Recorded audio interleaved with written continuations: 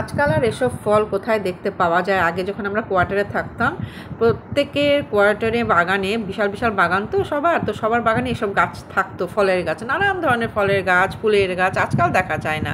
তো এই হচ্ছে পিচ ফল।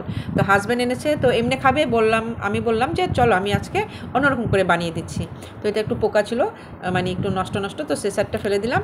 তো পিচ ফল দুটো কেটে নিয়েছি, আর দেখতে কি দারুণ না পিচ ফলগুলো, একদম পুরো পাকা পাকা হলুদ। আর প্লামটা আমি একটু খুব কমই পছন্দ করি, যদি মিষ্টি হয় তাহলে খাই, না হলে না।